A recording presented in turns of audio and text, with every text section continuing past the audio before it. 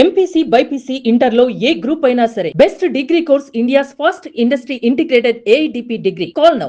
నమస్తే, నేను విజయ్. జనసేన పార్టీలో ఆయన ఒక చిన్న కార్యకర్త నుంచి అధికార ప్రతినిధిగా మారి ప్రస్తుతం ఎమ్మెల్యేగా ఎదిగినటువంటి నాయకుడు. సుందర్పు విజయ్ కుమార్ అనే నేను పవర్లోకి వచ్చిన తర్వాత పవన్ కళ్యాణ్ మీద ఎవరు మాట్లాడినా ఇమీడియట్ గా వాళ్ళ మీద కేసులు పడుతున్నాయి. వైఎస్ఆర్సీపీ పార్టీకి ఈరోజు పవన్ కళ్యాణ్ గారు అడ్డమైపోయారు. ప్రశ్నారావణ్ మీద పెట్టినటువంటి కేసులు 1, 2, 3, 4, 5 చివరికి 6వ కేసులో ఉపా చట్టాన్ని ప్రయోగించి జైల్లో వేశారు. కరెక్టా? కులాన్ని ఒక మతాన్ని తిడుతున్నప్పుడు నోట్లోనే అని చెప్పి అంటే ఆ ఒక్క డైలాగే అతన్ని జైలుకి పంపించిందా? Ravan is a case study. అది ఈ 3 సంవత్సరాలు ఎవరైనా అలా మాట్లాడితే అది ఒక శాంపిల్ అని చూపించడానికి చేశారు. మీరు ఊరికే మీరు జర్నలిస్ట్ కాబట్టి మీరు గుడ్డి మీద ఏకలు లాగుతారు. నేను అంటుంది case study for everyone. Prakash Raj చాలా క్లియర్ గా చెప్తున్నాడు, ఏమని? ప్రభుత్వం వాళ్ళది అని చెప్పిన ఉద్దేశంతో కేసును పెట్టి ఇప్పుడు జైల్లో వేశారు. ఏం బేస్ ఉందని అతను మాట్లాడతాడండి మాటికి బయటకు వచ్చి. ఎందుకంత కక్ష అతనికి? జస్ట్ ఆస్కింగ్ అంటున్నాడు. Just asking. Who are you to ask? Just who are you to ask? ప్రశ్నించడం తప్పులేదు. మతాల మధ్య, కులాల మధ్య ఆయన వీడియోలు చూడండి. ఏదైతే ఈ ప్రశ్న రావణ్ గాని ఇతను గాని ముద్రగడ పద్మనాభం గారు చనిపోయారు. జగనే నేరుగా పార్టిసిపేట్ చేశారు, పాడి కూడా మోసారు. దీనంతా చూస్తుంటే ఏమనిపిస్తుంది? పాలిటిక్స్. మరి వాళ్ళ బాబాయ్ చనిపోయినప్పుడు ఎందుకు మొయ్యలేదు? మీరు చెప్పండి, ఒక కాపు నాయకుడుగా, ఒక కాపు ఎమ్మెల్యేగా, మీ ముఖ్యమైన కాపు ఉద్యమ నేత చనిపోయినప్పుడు ఆయనకి నివాళులు అర్పించడం కోసం ఒక మాజీ ముఖ్యమంత్రి నేరుగా వెళ్ళి పాడిపోయడం అంటే ఆ కాపు నాయకుడికి ఇచ్చినటువంటి గౌరవం అనుకోవచ్చు కదా. మీరు ఎపిసోడ్లుగా మీరు డివైడ్ చేసుకొని చూడండి. వైఎస్ఆర్సీపీ డ్రామాయే. ఎవ్రీథింగ్ వైఎస్ఆర్సీపీ కనబడింది. అక్కడెక్కడ కాపు కనబడింది, అక్కడెక్కడ ముద్రగడ గారు కనబడ్డారు. పవన్ కళ్యాణ్ గారు హోంమంత్రి అవ్వబోతున్నారు. ఏం అవ్వకూడదా? రీసెంట్ గా నాదెండ్ల మనోహర్ గారు ఒక స్టేట్మెంట్ ఇచ్చారు. అవును, ఎన్నికల సమయంలో వెనక్కి తగ్గాం, 4 అడుగులు వెనకేసాం, అవును, ఈసారి మాత్రం వెనక్కి వేసే ప్రసక్తే లేదు, ఖచ్చితంగా మాకు బలం ఉన్న ప్రతి చోట పోటీ చేస్తా ఉన్నారు. అంటే ఎట్లా, స్నేహపూర్వకంగా ఏమన్నా కలిసి పోటీ చేస్తారా, విడివిడిగా పోటీ చేస్తారా? మీకు అంటుంది ఏంటంటే మీరు కేవలం కాంట్రవర్సీ మాటలు లేకపోతే కాదు, మీ కూటమిలో ఉన్న ఎమ్మెల్యే, డిప్యూటీ స్పీకర్ మీరు విజయ్ గారు అన్ని మాట్లాడకండి. ఆయనే చెప్పారు. అంటే పవన్ కళ్యాణ్ గారికి ఏమన్నా ఆలోచన ఉందా, లేదంటే మీ వైపు నుంచి ఏమన్నా?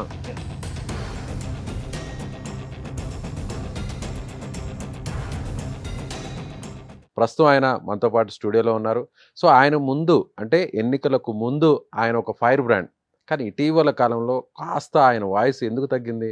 అధినేత నుంచి ఏమన్నా ఆదేశాలు వచ్చాయా, లేదంటే ఎమ్మెల్యేగా బాధ్యత పెరిగిందా? డీటెయిల్గా అడిగి తెలుసుకుందాం. నమస్తే సార్. నమస్కారం అండి. సో అంతకుముందు అధికార ప్రతినిధిగా మీ వాయిస్ ఒక పీక్లో వినిపించేది, ఇప్పుడు ఎలమంచిలి ఎమ్మెల్యేగా కాస్త కాదు చాలా వరకు వాయిస్ తగ్గిపోయింది. దానికి రీజన్ ఏంటో తెలుసుకోవచ్చు? ఈరోజు ఎమ్మెల్యే అంటే ఒక చట్టసభలో చట్టాలు చేయాల్సిన పరిస్థితి, ఒక నియోజకవర్గంలో బాగోగులు చూసుకోవాల్సిన పరిస్థితి. డెఫినెట్గా బాధ్యతలు ఎక్కువ ఉన్నాయి. బాధ్యత ఎక్కువ ఉంది. ప్రజలు నాకు ఈ బాధ్యత ఇచ్చిన తర్వాత పని చేసి చూపించాలి, ఊరికే మాట్లాడటం కాదు. కానీ పార్టీ వాయిస్ని మీలాగా గట్టిగా వినిపించే వారి సంఖ్య తగ్గిందంటే? తగ్గిందని లేదండి. పార్టీ అన్నాక అది గ్రో అవుతూనే ఉంటుంది. పార్టీ అన్నాక మాలాంటి కొత్త పార్టీస్ ఏమవుతుందంటే మా దగ్గర వచ్చిందంతా కూడా కొత్త రక్తం. అంతా కూడా మా పవన్ కళ్యాణ్ గారు ఒకటే చెప్తారు, ఇదంతా రా మెటీరియల్ లాగా, దీన్ని ఎలా తీర్చిదిద్దుకుంటే అలా అని. ఇప్పుడు కూడా కొంతమంది ఇంకా మా తర్వాత మాకు తమ్ముళ్ళు, చెల్లెళ్ళు అందరూ కూడా అంతా నేర్చుకుంటున్నారు. ఏం మాట్లాడాలి, ఎలా మాట్లాడాలి, దేనికోసం మాట్లాడాలి, దేనికోసం స్టాండ్ అవ్వాలి, ఇవన్నీ కూడా నేర్చుకుంటున్నారు. డెఫినెట్గా ఈరోజు చాలామంది తయారయ్యారండి. అంతేగాని పవర్లోకి వచ్చేసాం కాబట్టి ఏముంది, మన గురించి ఎవరైనా మాట్లాడితే వెంటనే ఆల్రెడీ కేసులు పెడుతున్నారు, లోపలేస్తున్నారు, రకరకాల చట్టాలను తీసుకొచ్చి వాళ్ళ మీద ప్రయోగిస్తున్నారు. పవర్లో ఉన్నాం కాబట్టి మనం మాట్లాడాల్సిన అవసరం లేదు, సో పోలీసుని యూజ్ చేసి లోపల వేసేయచ్చని. పవర్లోకి వచ్చిన తర్వాత ఏం చేసామనేది చూపించుకోవాలండి. పవర్లోకి రాకముందు నువ్వు ఇది చెయ్యాలి నువ్వనే ప్రశ్నించవచ్చండి. ఇక్కడ ప్రశ్నించడానికి కాదు, ఇక్కడ పని చేయాలండి. సో ఇది డిఫరెన్స్ ఉంది. 2 చట్టాలు అనేది తయారు చేసుకోవాల్సిన పరిస్థితి ఉందండి. పవర్లో రాకముందు ఎవరు పడితే వాళ్ళు రాజ్యాంగాన్ని అపహాస్యం చేసిన, చట్టాలని అతిక్రమించిన మనం ప్రశ్నించగలుగుతాం. ఇక్కడికి వచ్చేసరికి ఆ చట్టాలని ఇంప్లిమెంట్ చేసుకునేటి చట్టం తన పని తనం చేసుకునేటట్టు మేము చేసుకోవాల్సిన బాధ్యత మాకుంది. ఎవరి మీద స్పెసిఫిక్గా ఏమి కేసులు పెట్టేది ఏమి ఉండదండి. చట్టం తన పని తను చేసుకునేటట్టు చూస్తాం. ఇప్పుడు పవర్లోకి వచ్చిన తర్వాత మా బాధ్యత ఏంటంటే చట్టం తన పని తను చేసుకోలేనప్పుడు డెఫినెట్గా ఎందుకు చేయట్లేదు అనేది మాట్లాడగలుగుతాం. ఇంతకుముందు అలా కాదు కదా, ఈ పని పలానాది ఇది చేయలేదు, పలానాది ఇది పర్సనల్గా ఇది చేస్తాడో, ఆయనకు ఉన్న ఏదైతే రాజ్యాంగం ఇచ్చిన హక్కుల్ని దుర్వినియోగం చేసి ఇలా చేస్తున్నాడని మనం ఎత్తి మాట్లాడాల్సిన పరిస్థితి.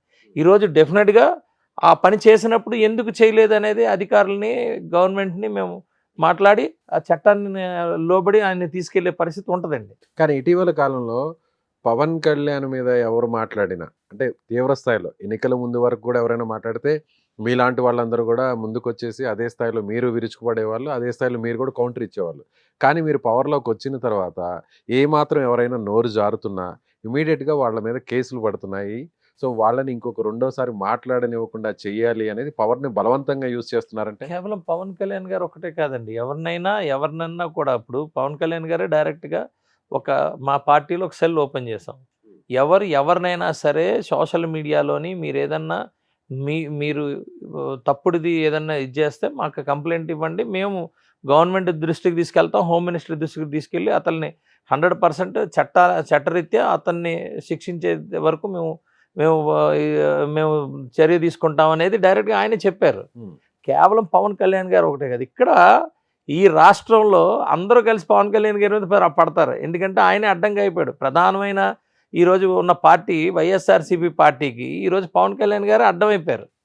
అలాగే కొంతమందికి నచ్చలేని వాళ్ళకి కొంతమంది చాలామంది పవన్ కళ్యాణ్ గారి మీద ఉంటారు. ఎందుకంటే ఇది స్ట్రైట్గా ఉంటారు, ఈయన చెప్పింది చేస్తారు, ఎక్కడ కూడా ఆయనకి డీవియేషన్స్ ఉండవు.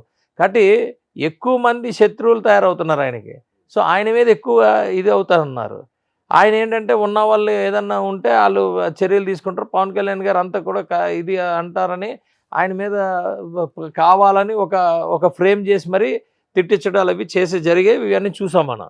ఇప్పుడు అందుకనే ఏమంటామంటే చట్టాన్ని 100% చట్టం తన పని తను చేసుకున్నప్పుడు అలాంటి వాళ్ళు ఎవరైనా సరే శిక్షింపబడతారు. ఎక్కువగా పవన్ కళ్యాణ్ గారు ఇందులో ఇబ్బంది పడే పరిస్థితి వచ్చింది. కానీ కేవలం పవన్ కళ్యాణ్ గారి మీద మాట్లాడుతున్నారు కాబట్టి వాళ్ళని శిక్షించట్ల. ప్రశ్న రావణ్ ఇప్పుడు అంతా కూడా ఏపీ రాజకీయాలంతా కూడా ఆయన చుట్టే తిరుగుతున్నాయి. గత కొన్ని రోజుల నుంచి కూడా దాని మీద ఒక పెద్ద హైప్ కూడా నడుస్తుంది. మీరు చాలా డిబేట్స్లో పార్టిసిపేట్ చేశారు, మీరు కూడా చాలా గట్టిగా కూడా వినిపించారు. మీరు కూడా ఒకానొక దశలో కాస్త ఏం కాదు కొంచెం ఎక్కువగానే శృతిమించి ఉంటారు. సో అది ఎందుకంటే మీ పార్టీ వాయిస్ని అవతల మాట్లాడేటువంటి వాళ్ళు ఏదన్నా కట్టు తప్పితే మీరు కూడా ఆటోమేటిక్గా కొన్ని సందర్భాల్లో జరుగుతుంటాయి.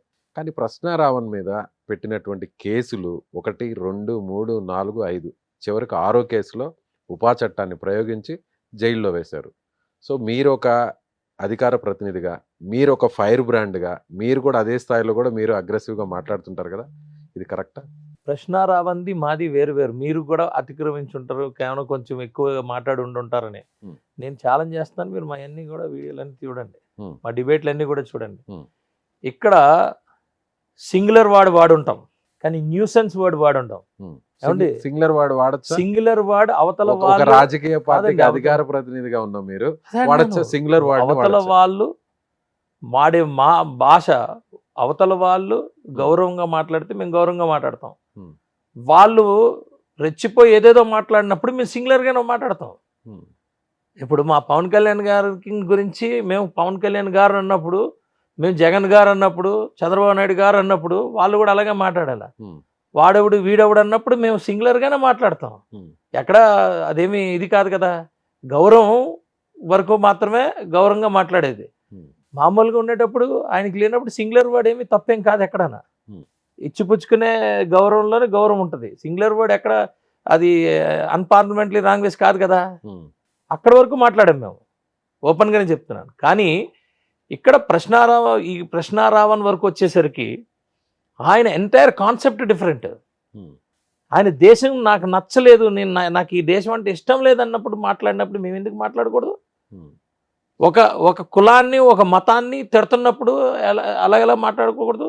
నోట్లోనే అని చెప్పి అక్కడి వరకు వచ్చి ఆ వర్డ్ వచ్చే పరిస్థితులు, ఆ హావభావాలు ఇష్టానుసారంగా ఏదో ఈయన కొట్టేస్తున్నట్టు ఈయనే పెద్ద దీనిలాగా వచ్చినప్పుడు ఎందుకు మాట్లాడకూడదు? అంటే ఆ మేము ఒక్క అలాగే డైలాగే ఇప్పుడు అతన్ని జైలుకి పంపించిందా? ఏమో. మీరు అన్నారు కదా ఆ ఏమండి, ఒక్క అలా కాదండి. డైలాగే ఇప్పుడు నేను- రావణ్ని జైలుకు పంపడానికి మెయిన్ ప్రధానమైన కారణం విజయ్ ఒక్కటేనా? గారు ఒకటే ఉమ్. దేశం కోసం కామెంట్ చేశాడు ఆయన.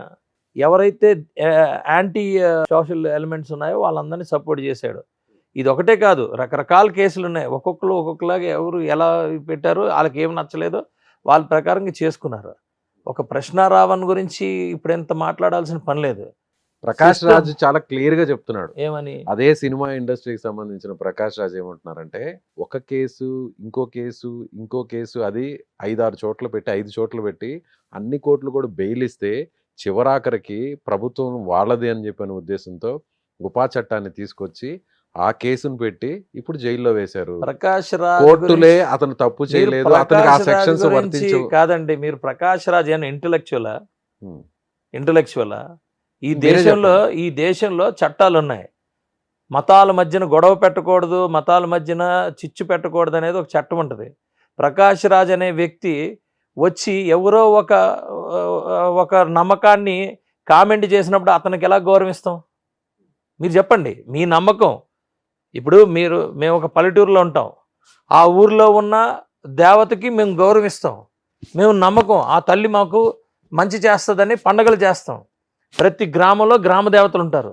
వచ్చి గ్రామ దేవతల్ని నీకు డైలాగ్ మాడ్యులేషన్ బాగుంటుంది, నీకు డైలాగ్ ఇది చేస్తుంది, నీ హావభావాలు బాగుంటాయని చెప్పి, నీ ప్రజెంటేషన్ బాగుంటుందని చెప్పి, నీకు నీ వృత్తి అది, నీ ప్రజెంటేషన్ బాగుంటుందని చెప్పి నువ్వు వచ్చి కామెంట్ చేసి అవతల వాడి నమ్మకాన్ని నువ్వు హేళన చేసేవాడిని ఎలాగ మీరు ఇంటలెక్చువల్లో లేకపోతే ఎలాగ మీరు కన్సిడర్ చేస్తారని నేను అడుగుతున్నా.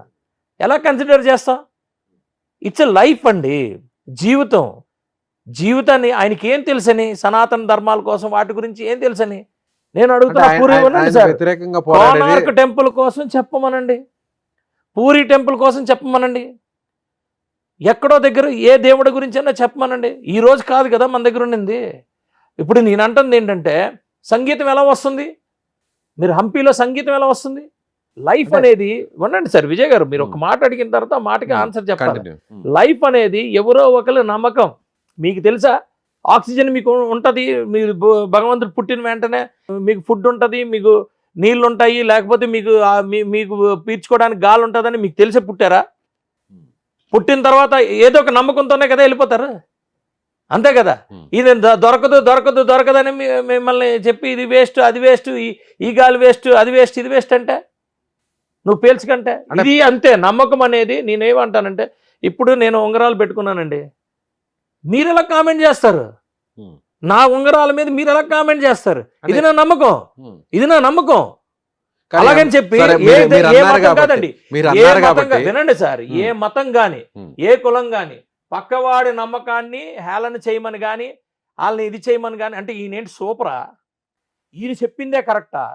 ఈయన చెప్పి నేను వేదం అంతా తెలుసా? లేకపోతే ప్రపంచంలో ఉన్న అన్ని నేను చదివేశాడా? ఏం బేస్ ఉందని అతను మాట్లాడతాడండి మాటికి బయటకు వచ్చి. ఎన్ని సంవత్సరాల నుంచి ఆయన భరిస్తున్నారు? అదే అంటున్నాను, ఆయన అడగాలి ఎందుకంత కక్ష అంటున్నా, ఎందుకంత కక్ష అతనికి?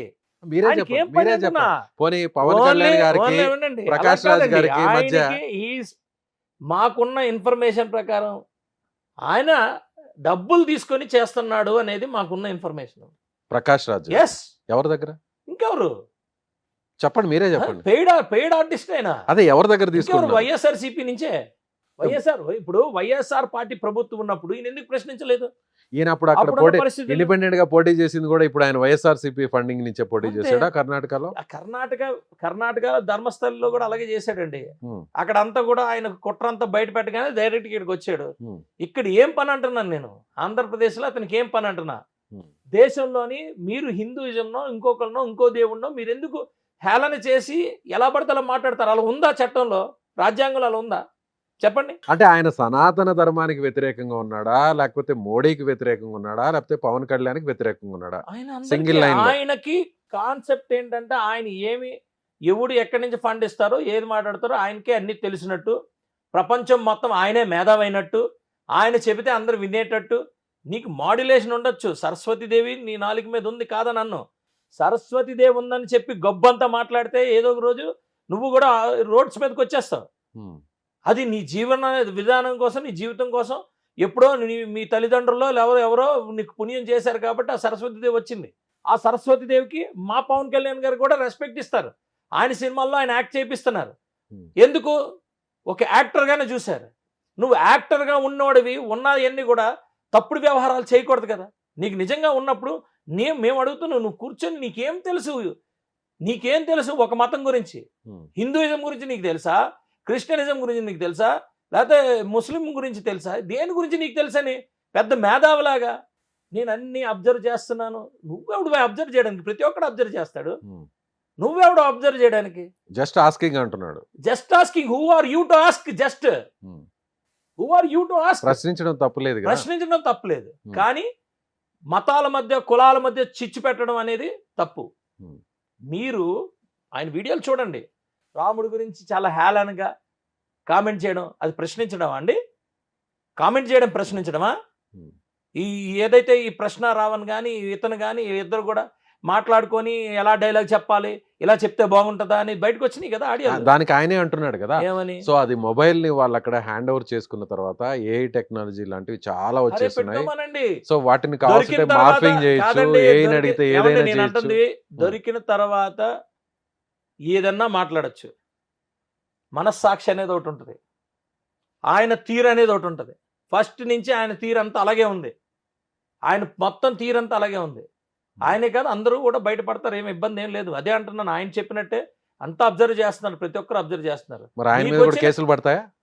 ఏమో ఏమో ఏమో అంటే ఏమోనండి. ఇప్పుడు మా మీద మేము అక్కడ లేకపోయినా మా మీద అన్యాయంగా కేసు పెట్టలేదా? మమ్మల్ని జైల్లో వేయలేదా? ఎలక్షన్ ముందు మేము ఎదుర్కొంటున్నాం కదా. ఇప్పుడు కూడా మీరు తప్పుడు కేసు పెట్టినా ఒప్పుడు కేసు పెట్టినా మేము ఎదుర్కొంటున్నాం కదా. సో ప్రశ్న రావణ్, ప్రకాష్ రాజ్ ఇద్దరు మాట్లాడుకున్నారు, ఇద్దరు ఒకటే. సో మీరు అన్నట్టుగా ఇద్దరు కూడా ఒక ధర్మానికి వ్యతిరేకంగా ఉన్నారు, ఇద్దరు కూడా దానికి వ్యతిరేకంగా పనిచేస్తున్నారు. వైసీపీ నుంచి వచ్చిన ఫండింగ్ తోనే ప్రకాష్ రాజ్ ఇదంతా చేస్తున్నాడు అంటున్నారు. సో ప్రకాష్ రాజ్ గారికి వైసీపీకి కూడా ఎక్కడి నుంచి వస్తున్నది కూడా తీయమని అడుగుతున్నాం. ఎక్కడి నుంచి? As a citizen of India మీకు అంత కోపం ఏంటి దేశం అంటే అని అడుగుతున్నాం. వైఎస్ఆర్సీపీ మరి వైఎస్ఆర్సీపీ దేశం మీద ఎక్కడ మీరు భుజాన్ని ఎత్తుకున్నారు కదా రావణ్ని, మీరు భుజాన్ని ఎత్తుకున్నారు. రావణ్ ఏం మాట్లాడాడు క్లియర్ గా? ఈ దేశం అంటే నాకు ఇష్టం లేదని మాట్లాడాడు. దేశం అంటే ఇష్టం లేనాడు ఇక్కడ ఈ దేశంలో వండుకో, బయట దేశంకి పో, ఈ దేశంలో వండుకో. నిన్ను చూసి 10 మంది కుర్రోళ్ళు తయారవ్వకూడదు కదా. నీ దేశం గురించి నువ్వు కామెంట్ చేయాల్సిన అవసరం ఏముందంటున్నా.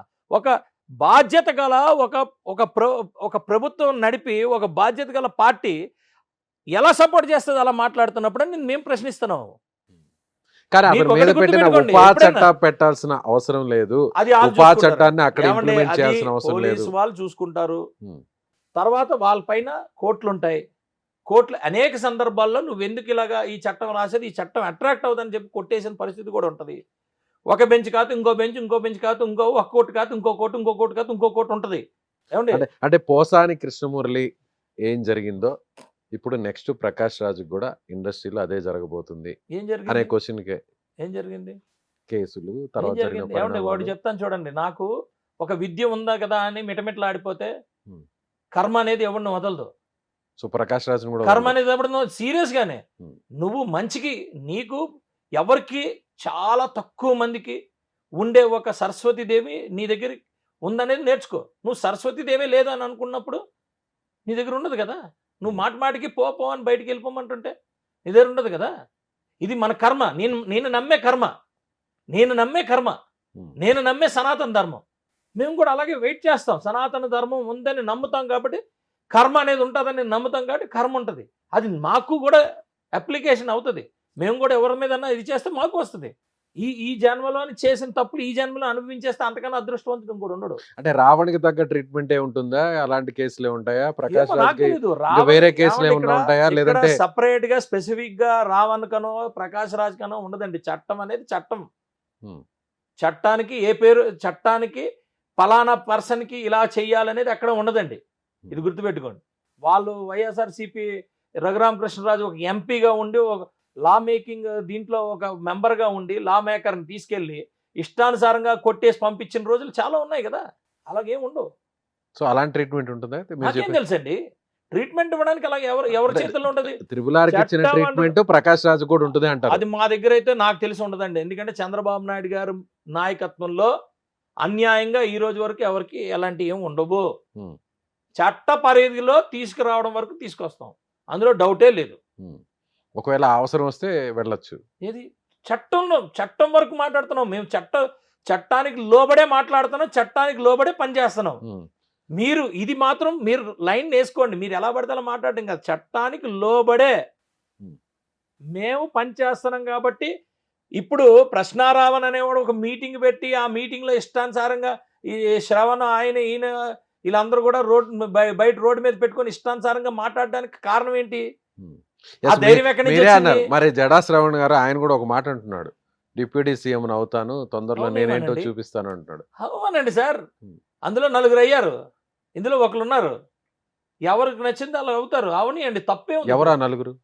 వైఎస్ఆర్సీపీలో 4 డిప్యూటీ సీఎంలు ఓకే. ఉండేవాళ్ళు. ఉమ్, తెలుగుదేశం కూటమి ఎన్డీఏ కూటమిలో ఒకరు ఉన్నారు, ఉమ్. మీ నాయకుడు. మా నాయకుడు. అలా ఎవరు ఎప్పుడన్నా అవ్వచ్చండి, ఎవరు కాదని ఎవరన్నారు? ఒక ఛాయ్ వాళ్ళ ప్రధానమంత్రి 15 సంవత్సరాల నుంచి అక్కడ కూర్చొని ఈ దేశాన్ని గురించి ప్రపంచం మొత్తం ఈ రోజు యాక్సెప్ట్ చేస్తున్నారు. ప్రపంచం మొత్తం అగ్రదేశమైన అమెరికా కన్నా అత్యంత విలువ ఎక్కువ ఉన్న ఎవరైనా వ్యక్తి ఉన్నాడంటే అతను మోడీ గారు. ఈ రోజు యుద్ధం జరుగుతుంటే కనీసం మనకి కనీసం తెలియనికుండా మన లైఫ్ స్టైల్ మీద ఇంపాక్ట్ అవ్వకుండా చూసుకుంటే దాన్ని లీడర్షిప్ అంటారు. దాన్ని ప్రకాష్ రాజ్ అనే వ్యక్తి లాంటి వాడు వచ్చి కామెంట్ చేస్తాడు. ఉమ్. అతన్ని ఇష్టం వచ్చినట్టు మాట్లాడుతాను. మరి నువ్వు చేసివా? నువ్వెందుకు యాక్సెప్ట్ చేయలేకపోతున్నారు అందరూ కలిసి? మీరు ఒక మాట అన్నారు, జడా శ్రావణ్ గురించి మళ్ళీ వద్దాము, ప్రకాష్ రాజ్ దగ్గరికి వెళ్దాము. మీరు ఒక మాట అన్నారు, వైఎస్ఆర్సీపీ ఫండింగ్ తోనే ప్రకాష్ రాజ్ ఇదంతా చేస్తున్నాడని మీరు అన్నారు. అలాగే మోడీ గారి గురించి కూడా ఆయన ఇలా ఎందుకు మాట్లాడుతున్నారంటే మీరు చెప్పుకొచ్చారు. మరి మోడీ గారు జగన్ గారు తెర వెనుక ఒకటే అని చాలా ఎవరు సార్లు చెప్పారు? తెలిసింది కదా. మోడీ మీరే గారు, మీ పార్టీ ఏమండి, నాయకులే గతంలోనే మోడీ గారు ఈ రోజు ఆయన పరిపాలన అంతా కూడా 140 కోట్ల మందికి మంచి చేసుకుంటూనే వెళ్ళారు. ఉమ్, ఇందులో మంచోళ్ళు ఉన్నారు, దొంగలు ఉన్నారు, అపోజిషన్ పార్టీలు ఉన్నారు, అందరూ ఉన్నారు ఇందులో. కానీ ఈ 140 కోట్ల మంది ప్రజలందరూ కూడా వాళ్ళందరి మంచి కోరే అన్నీ చేస్తారు మోడీ గారు. ఉమ్, అలాగని చెప్పి ప్రతి ఒక్కరు వాళ్ళతో కలిసిపోయి వెళ్ళిపోతానని ఎక్కడ లేదే. తెర వెనక ఏం చేసేనట్టు? మీకు అడుగుతుంది ఏంటంటే, మనం స్ట్రెంగ్తన్ చేస్తున్నామా నాయకత్వాన్ని, స్ట్రెంగ్తన్ చేయట్లేదా? మీరు ఏదన్నా మాట్లాడండి, బయట బోల్డ్ కామెంట్లు చేశారు. నేను అంటాను, పెద్ద అగ్రదేశాలే ఈ యుద్ధాలకి వణికి వాళ్ళ దగ్గర ఉన్న లైఫ్ స్టైల్ మారిపోయింది. కొన్ని దేశాలు అడుగు తింటున్నాయి, కొన్ని దేశాలు ఇబ్బంది పడుతున్నాయి. కానీ మన దేశంలోని ఎక్కడ కూడా ఇబ్బంది లేని దానికి కారణానికి మనకు ఉన్న లీడర్షిప్స్. That is NDA. మీరు అదే ఎన్డీఏని టార్గెట్ చేసుకొని ఆ నాయకులందరినీ తిట్టుకుంటూ పోతా ఉంటే మీకేముందంతో తెలివితేటలు అంటున్నా. నీకు కనీసం ఒక సర్పంచ్గా నించొని ఆ గ్రామాన్ని జాగ్రత్త చేయి, ఒక మండలాన్ని తీసుకో, నువ్వు ప్రూవ్ చేసుకో. ఇప్పుడు మేము కూడా కామెంట్ చేసాం. ఇప్పుడు మీ నియోజకవర్గంలో మీ మండలాన్ని అడిగితే మీరు ఇస్తారా యాజ్ ఎమ్మెల్యేగా? నేను ఎందుకు ఇస్తాను సార్? ఉమ్. ఎవరికైనా ఉంటుంది హక్కు, ఉమ్. ఎవరికైనా ఉంటుంది హక్కు. ఒకవేళ ప్రకాష్ రాజుని మీరు ఇన్వైట్ అరే చేయండి, మీరు నేను చెప్పినట్టుగా ఎందుకు ఇన్వైట్ మీరే చేస్తాను? చేయండి. నేను ఇన్వైట్ చేయనండి. ఇప్పుడు అలాంటి మైండ్ సెట్ ఉన్న వ్యక్తిని నా కాన్షియన్స్ లోకి నేను ఇన్వైట్ చేయను. కానీ రాజ్యాంగంలో హక్కు ఉన్న దగ్గర నేను పోటీ చేసుకోవచ్చు. నేనైతే థాట్ ప్రాసెస్ కరెక్ట్ గా లేని వాళ్ళని కొంచెం దూరంగా ఉంచడమే మంచిది. అతను థాట్ దూరంగా అంటే ఎట్ట జైళ్ళు, స్టేషన్లు, పోలీస్ స్టేషన్, కోర్టులు, అతను ఎలాగ పడితే అలా బిహేవ్ చేయడానికి ఇక్కడ ఉండదు. ఫ్రీడమ్ ఉండేది అంతవరకు ఆయన అక్కడ వరకు ఉండొచ్చు. అంతకన్నా ముందుకెళ్ళి చేస్తే చట్టాలు అట్రాక్ట్ అవుతాయి. సో జడా శ్రావణ్ ఆయన మీద మీ అభిప్రాయం ఏంటి? ఎందుకు ఆయన ఇంత పోరాటం చేస్తున్నాడు మీ మీద? ఏమండి పోరాటం? మా మీద పోరాటం. నేను అంటుంది ఏంటంటే, మీకేం సమస్య ఏంటండి? జడా శ్రావణ్ గారితో అనేక డిబేట్లు నేను కూడా ఉన్నాను. ఒక రిటైర్డ్ జడ్జిగా మీరు డీసెంట్గా ఎలాగైతే మీరు మీ హావభావాలు ఎలాగైతే మెయింటైన్ చేస్తున్నారో, మీ థాట్ ప్రాసెస్, మీ వర్డ్స్ ఎందుకు మీరు కంట్రోల్లో ఉండట్లేదని అడుగుతున్నా. మీరు మీరు అక్కడి నుంచి ఆ డిగ్నిఫైడ్గా మీరు ఒక కోట్ వేసుకొని, ఒక సూట్ వేసుకొని, ఒక టై వేసుకొని ఎంత డీసెంట్గా బిహేవ్ చేస్తున్నప్పుడు, మీరు అదే డీసెన్సీ మీ యొక్క ప్రవర్తనలోని, మీరు ఒక మాట తీరులోని ఎందుకు మీరు బిహేవ్ చేయట్లేదని అడుగుతున్నా. ఉండాలి కదా. ఇష్టానుసారంగా ఏది పడితే అది మాట్లాడితే మీకు శాంటిటీ ఉంటుందా? ఉండదుగా. సో ఆయన మీకు పోటీయా వచ్చే ఎన్నికల్లో? ఇప్పుడు సేమ్ అంటున్నాడు ఆయన. ఎవరైనా అవ్వచ్చండి. పిఠాపురంలో ఏమైనా పోటీ చేస్తారా? ఎవరైనా అవ్వచ్చు. ఎవరైనా, ఈ రాజ్యాంగం అందరికీ హక్కు ఇచ్చింది. భారత పౌరుడు అనే వాళ్ళకి హక్కు ఇచ్చింది. ఎవరు ఎక్కడ పోటీ చేయాలనేది క్లియర్గా అంత కూడా రాసుంది. పోటీ లేకుండా ఉంటుందని మాత్రం అనుకోవడానికి లేదు. ఎవరైనా రోడ్డు మీద వెళ్తున్న వ్యక్తి కూడా ఆ రోజు కనీసం అతనికి ఒక కుటుంబం లేకపోయినా కూడా పోటీ చేయడానికి ఆయన అర్హుడే. అలాగే ఎవరైనా- విజయ్ కుమార్ గారు చెప్పండి. రీసెంట్ గా జరిగినటువంటి ముద్రగడ పద్మనాభం గారు చనిపోయారు. అదంతా రాజకీయంగా కూడా కాస్త ఇష్యూ అయింది, కుమార్తె విషయం కానీ. సో అప్పుడు కూడా పవన్ కళ్యాణ్ గారు కూడా ఆమె పార్టీలోకి వస్తానన్నా కూడా బహిరంగంగానే చెప్పారు, ఇద్దరిని కూడా పార్టీలో తీసుకొస్తాను, అదే నా కోరిక అని చెప్పాను. ఎవరిద్దరిని? వాళ్ళ తండ్రి గారిని ఆమెని. ఓకే. సో ఆ కోరిక తీరకుండానే జరిగిపోయింది. సో ఆ తర్వాత జరిగిన పరిణామాలు అంటే మీ ప్రభుత్వం, కూటమి ప్రభుత్వం అధికారిక లాంఛనాలతో అంత్యక్రియలు జరపాలనుకుంటే అక్కడ వైసీపీ వచ్చి అడ్డుకోవడం, ఇది కరెక్టా లేకపోతే వాళ్ళ కుటుంబ నిర్ణయం ప్రకారం జరగడం కరెక్ట్ అంటారు? అంటే ఇక్కడ అతనికి గౌరవం అనేది పార్టీల్లో ఏ పార్టీలో పనిచేసినా నాయకుడు నాయకుడే. అన్నిసార్లు ఆయన ఎమ్మెల్యేగా చేశాడు, మంత్రిగా చేశారు, అలాగే ఒక ఎంపీగా చేశారు. అతనికి ఏదైతే గవర్నమెంట్ పరంగా ఆయనకి ఆ రెస్పెక్ట్ ఇవ్వాలనేది డిసైడ్ చేసుకున్న ఇవ్వడం అనేది జరిగింది. తీసుకోవాలా తీసుకోకపోవడం అనేది వాళ్ళ ఇష్టం. కానీ ఇక్కడ ప్రాబ్లం ఏంటవుతుందంటే వైసీపీ అడ్డంగా వచ్చి వద్దు అని చెప్పడం అనేది అలా అందులో ఒక వాళ్ళ ఇది అలా పైశాచికత్వం. ఏమంటే వాళ్ళు పార్టీలోని ఏ పార్టీ అయినా ఇప్పుడు ఏమవుతుందంటే అండి, నేను ఎప్పుడు ఒకటే నమ్ముతా, కుల నాయకుడు ఎప్పుడు రాజకీయ నాయకుడు అవ్వకూడదు, రాజకీయ నాయకుడు ఎప్పుడు కుల నాయకుడు అవ్వకూడదు అంటే అక్కడ క్లారిటీ మిస్ అవుతుంది. ముద్రగడ పద్మనాభం గారు అంటే అందరు కాపులు, ఈవెన్ నేను కూడా ఒక కాపును కాబట్టి అందరికీ గౌరవం ఉంది. క్లియర్. ఆయన ఎప్పుడైతే ఒక పార్టీ వైపు స్టాండ్ అయినప్పుడు, మేము ఒక పార్టీ వైపు స్టాండ్ అయినప్పుడు ఆ పార్టీ పరిధుల్లోనే మేము పనిచేయాలి, ఆ పార్టీ ఉన్న పరిస్థితుల్లోనే నేను పనిచేయాలి. నేను ఆ పార్టీలో ఉండి ఆ పార్టీ పరిస్థితుల్లో నేను పనిచేస్తున్నప్పుడు నేను ఒక నాయకుని ఎమ్మెల్యేని, నా కాన్స్టిట్యున్సీలో ఉన్న వాళ్ళందరూ నా పిల్లలే, నేను రిప్రజెంట్ చేయొచ్చు నా కుటుంబం నుంచి. నేను ఒక కుటుంబం నుంచి రిప్రజెంట్ చేయడం ఎలాగో నా కమ్యూనిటీ నుంచి కూడా అలాగే ఒక రిప్రజెంటేటివ్. కమ్యూనిటీ అనేది ఒక కుటుంబం లాంటిది. అంతేగాని నేను అక్కడికి బయటకు వచ్చి కూడా నేను కమ్యూనిటీ గురించే మాట్లాడకూడదు కదా. ఎందుకంటే నా రెస్పాన్సిబిలిటీ ఏంటి, నా ధర్మం ఏంటి, నా నియోజకవర్గం అందరూ కూడా నా పిల్లల్లా చూసుకోవాలి. ఇందాక నేను చెప్పాను, మోడీ గారు 140 కోట్ల మంది ఆయన పిల్లలే, అందులో అందరూ ఉంటారు. ఇక్కడ కూడా అంతే. ఇక్కడ ఎక్కడ మిస్టేక్ అవుతుందంటే, నా అభిప్రాయం సార్, ఇది నా పర్సనల్ అభిప్రాయం, ఎక్కడ మిస్టేక్ అవుతుందంటే కుల నాయకుడు రాజకీయ నాయకుడు అయినప్పుడు, ఆ రాజకీయ నాయకుడు ఒక పార్టీలో ఉన్నప్పుడు, ఆ పార్టీ పరిధిలో పనిచేస్తున్నప్పుడు, మీరు కులాన్ని అవసరమైనప్పుడు నిలబడే టైంలో పార్టీ షేడ్ వచ్చేస్తుంది, party in and out rules వచ్చేస్తున్నాయి. వచ్చినప్పుడు అందరికీ యాక్సెప్ట్ చేయాలని ఎలాగవుతుందండి? ఎలాగ? ఇప్పుడు సపోజ్ ఆయన ఏమన్నారు, పిఠాపురంలోని గెలిస్తే అన్నారు, అది ఎందుకు వచ్చింది?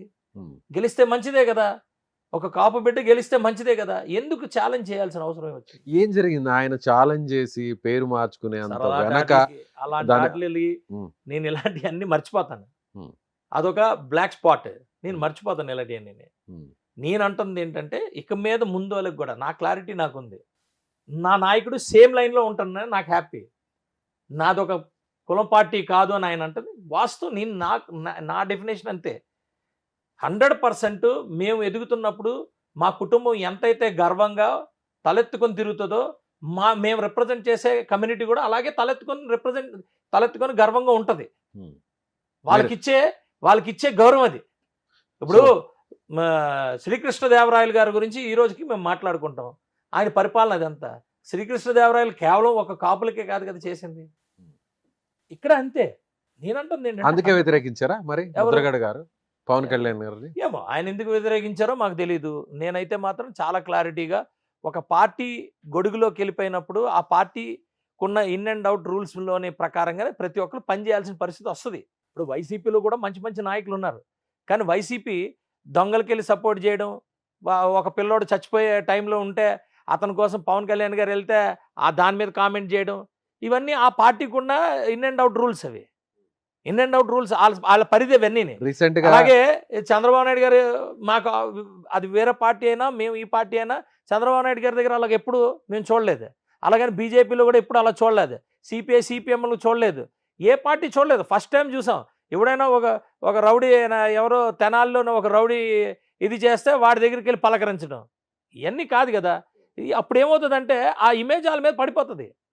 అలాగే మీరు ఇలాగే వెళ్ళి మాట్లాడండి, మీరు ప్రశ్నారావునికి సపోర్ట్ చేయండి, లేకపోతే శ్రవణ్కి సపోర్ట్ చేయండి, లేకపోతే ఇంకొకరికి సపోర్ట్ చేయండి అని వాళ్ళ పార్టీ ఆదేశించినప్పుడు సపోర్ట్ చేయాల్సిందే. అలాగే విజయ్ కుమార్ గారు రీసెంట్గా కూడా ముద్రగడ గారు చనిపోయిన తర్వాత నేను ఒక ఇంటర్వ్యూ చేస్తే కాపు సంఘానికి సంబంధించిన ముఖ్య నాయకుడు దాసరి రాము గారితో మాట్లాడినప్పుడు ఆయన ఒక విషయాన్ని ప్రస్తావించారు. ఏమన్నారంటే ముద్రగడ పద్మనాభం గారు జనసేన పార్టీలోకి రావాలని చాలా కాలం పాటు ఎదురు చూశారు. జనసేన పార్టీకి సంబంధించిన కొంతమంది ప్రతినిధులు ఆయన ఇంటికి వెళ్ళి మాట్లాడారు. సో ఆయన రావడానికి సిద్ధపడ్డారు. వెళ్ళి మేము అధిష్టానంతో మాట్లాడతాం, అధినేతతో మాట్లాడి వచ్చి మళ్ళీ మీ కబురు చేస్తే అప్పుడు పార్టీలో జాయిన్ అవ్వండి అని చెప్తే ఆ మాట కోసం ఆయన 2 నెలలు ఎదురు చూశారు. ఈలోపు వైసీపీ నుంచి కూడా ఒక పెద్ద ఆఫర్ వచ్చింది. కొంత అమౌంట్ ఎన్నికల్లో పోటీ చేయడానికి ఇస్తాము, అలాగే ఎంపీ స్థానాన్ని కూడా ఆఫర్ చేశారు. వాటిని కూడా ఆయన రిజెక్ట్ చేసి ఎదురు చూస్తే ఆయనకు అవమానం జరిగింది. ఆ అవమాన భారం తర్వాతే ఆయన ఎలాంటి కండిషన్ లేకుండా బేషరతుగా వైసీపీకి వెళ్ళి సపోర్ట్ చేశారు, పార్టీలో జాయిన్ అయ్యారు. దీని వెనక జరిగిందంతా ఇది. ఆయన చనిపోయిన తర్వాత కూడా ఇది చెప్పకపోతే సరికాదు అనే ఉద్దేశంతోనే ఆయన చెప్పడం జరిగింది. నిజంగా అది జరిగిందా? ఏమండి, నేనైతే అందులో లేను. మీరు ఇప్పుడు చెప్తున్న ఎపిసోడ్ ఎక్కడా నేను లేను. మా బొలిశెట్టి శ్రీనివాస్ గారు నాకన్నా పెద్ద సీనియరు, ఆయన ఎమ్మెల్యే, నా తోటి ఎమ్మెల్యే. ఆయన దాని మీద ఆల్రెడీ క్లారిటీ ఇచ్చారు, క్లియర్. నా ఉద్దేశం ఏంటంటే ఒక పార్టీలో నేను జాయిన్ అవ్వాలని అనుకున్నప్పుడు, నాకు ఆ ఇంట్రెస్ట్ ఉన్నప్పుడు నేనైతే యాజ్ ఏ లేమ్యాన్ నేను వెళ్ళిపోతాను. ఆయన దగ్గరికి వెళ్ళి నేను పార్టీ జాయిన్ అవుతాను కండువ. ఒక స్థాయిలో ఉన్న వ్యక్తి వెయిట్ చేసి ఉండొచ్చు. అంటే దేని మీద కోపంతో వెళ్ళిపోయారా వైసీపీకి? అంతే కదా మరి. అంటే మీరు ఇవ్వాల్సినటువంటి సముచిత గౌరవం ఆయనకి ఇవ్వలేదు. అంటుంది ఇప్పుడు ఆయన లేరు మన మధ్యలో. ఆల్రెడీ వాళ్ళు పిలుస్తున్నారు ఆయన్ని. నేనేమంటానంటే Dasari Ramu is very good friend of mine. ఒక బ్రదర్ లాగా చూసుకుంటాం. ఇలాంటివన్నీ ఇప్పుడు చెప్పి అనవసరంగా ఆయన్ని తగ్గించొద్దు. ఎందుకంటే ఇప్పుడు నేను ఒక విశ్లేషణ చేశాను అనుకోండి దాని మీద, అనవసరంగా ఆయన తగ్గించినట్టు ఉంటుంది. నేను ఇప్పుడు మాట్లాడితే ఆయన తగ్గించినట్టు ఉంటుంది. లెట్ ఇట్ బి, అయిపోయింది కదా. నేను ఇప్పుడు మాట్లాడితే నేను ఆయన మీద కొన్ని కామెంట్స్ చేయాల్సిన పరిస్థితి వస్తుంది. అవన్నీ అనవసరం. మా బొలిశెట్టి సీని గారు అందులోని ఇన్వాల్వ్ అయ్యి ఉన్నారు ఈ టాపిక్ అన్నిటిలోని. ఆయన దాని మీద క్లారిటీ ఇచ్చారు. అవసరమైతే అది క్లిక్ చేసుకుంటే ఆ వీడియో వస్తుంది, ఆ వీడియోలోని క్లారిటీ వస్తుంది. ఇప్పుడు దాసర్ రాము నేను అంటుంది, మరి నువ్వెందుకు ఆ రోజు మాట్లాడలా? నువ్వెందుకు ఆ రోజు నువ్వు జనసేనలో ఉన్నావు కదా బ్రదర్, నువ్వెందుకు వెళ్ళలేదు?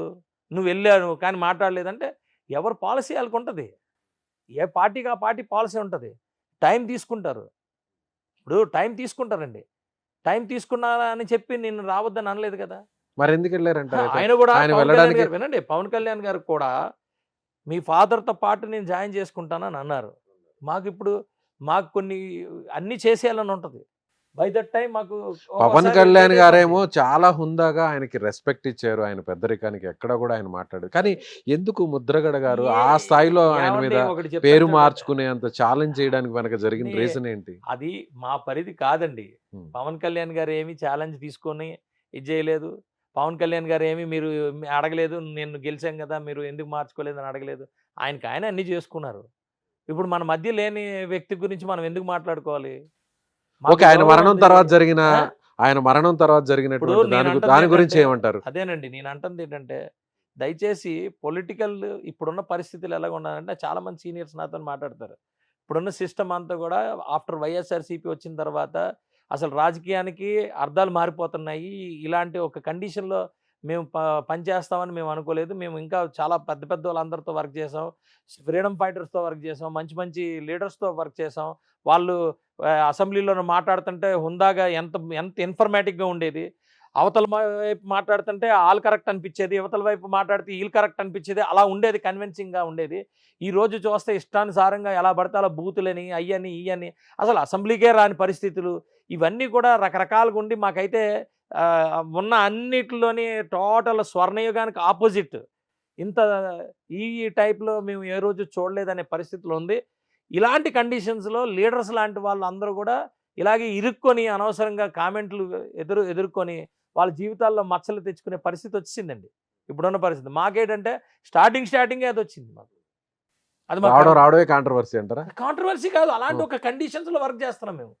అలా కండిషన్స్లో మేము పొద్దు నుంచి సాయంత్రం వరకు గొడ్డులా కష్టపడినా ఎవడో ఒకడు వాట్సాప్లోని ఇది అని అడుగుతాడు.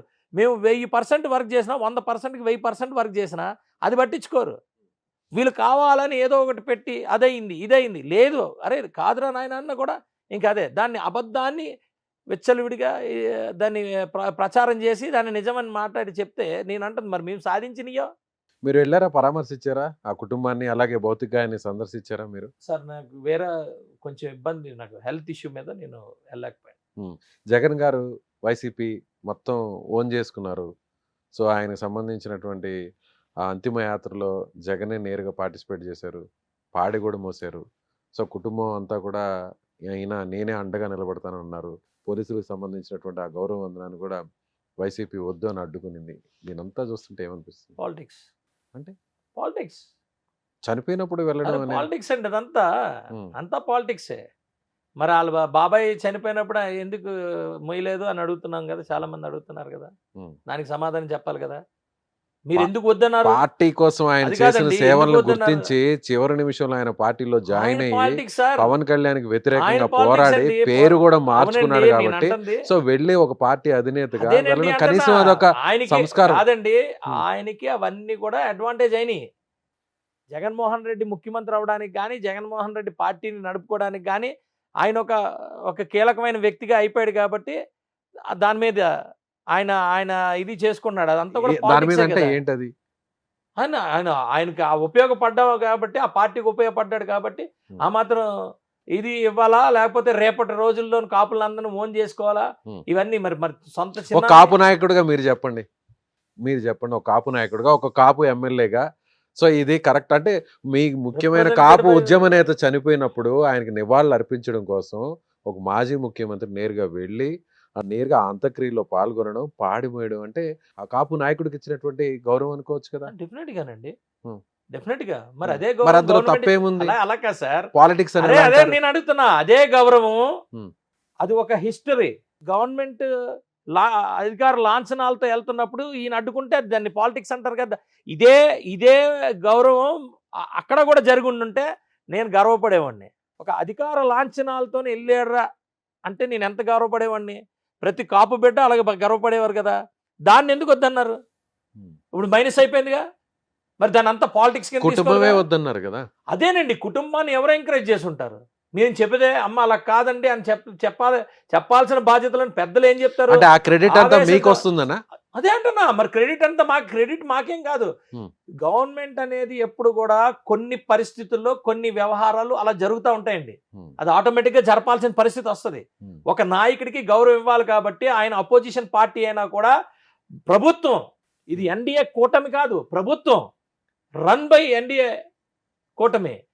ప్రభుత్వం అంత గౌరవం ఇచ్చినప్పుడు అతను తీసుకోకుండా కావాలని ఇచ్చేస్తే అది అది పాలిటిక్స్ కాక ఏదవుతుందండి? నేను నిజంగా మీరు వెళ్ళారు, పాడి మోసారు, ఓకే గుడ్. మా నాయకుడికి అంత ఒక మాజీ ముఖ్యమంత్రి, మా నాయకుడికి మా కాపు నుంచి రిప్రజెంట్ చేసిన ఒక లీడర్కి ఆయన పాడి మోసారంటే గర్వంగానే ఉంటుంది. మరి ఇదెందుకు? ఇది కూడా చేస్తుంటే బాగుంది కదా. సరే, వాళ్ళ ఇంట్లో వాళ్ళు వద్దన్నారు. నువ్వు పెద్ద, ఒక పెద్ద కదా, నువ్వు వయసులో చిన్న అయినా ఒక పెద్ద, నువ్వు ఏం చెప్పాలా? అలా కాదమ్మా, ఇది మనం చేయాలని నచ్చ చెప్పాలి కదా. నీ మాట వయసులో పెద్ద అయిన అంబటి రాంబాబే దాన్ని అడ్డుకున్నారు కదా. అంబటి రాంబాబు వయసులో పెద్ద అనే ఎక్కడన్నా ఉంటుందండి? అసలు మాటలకి ఎప్పుడైనా ఎప్పుడైనా వయసులో పెద్ద, మీకంటే కూడా పెద్దే కదా. మాకన్నా పెద్ద అండి, కానీ అక్కడ ఆలోచన ఉన్న వాళ్ళందరికంటే కూడా ఆల్మోస్ట్ ఉన్న అక్కడ అడ్డుకున్న లీడర్స్ లో కూడా ఆయనే అవునండి, పెద్ద. ఆలోచన విధానంలో అంబటి రాంబాబు ఆలోచన విధానంలో ఎక్కడన్నా పెద్దని కనబడతావు. వయసు మీదకి వస్తే సరిపోదు. ఆలోచన విధానం అంటే ఏ ఆలోచన? అదే అంటాను, వయసు మీదకి వచ్చినప్పుడు, వయసు వచ్చినప్పుడు ఒక 50-60 సంవత్సరాలు వచ్చినప్పుడు ఆ లెక్కన విజ్ఞతతో బిహేవ్ చేయాలి. విజ్ఞత లేకుండా ఇష్టానుసారంగా బిహేవ్ చేయకూడదు. అది అంబటి రాంబాబుకి మీరు ఎలాగిస్తారు? వయసులో పెద్ద అని ఎలా చెప్తారు? వయసులో పెద్ద అయి ఉండొచ్చు, వయసు వచ్చి ఉండొచ్చు, కానీ ఎదగలేదు, ఇది బుర్ర ఎదగలేదు.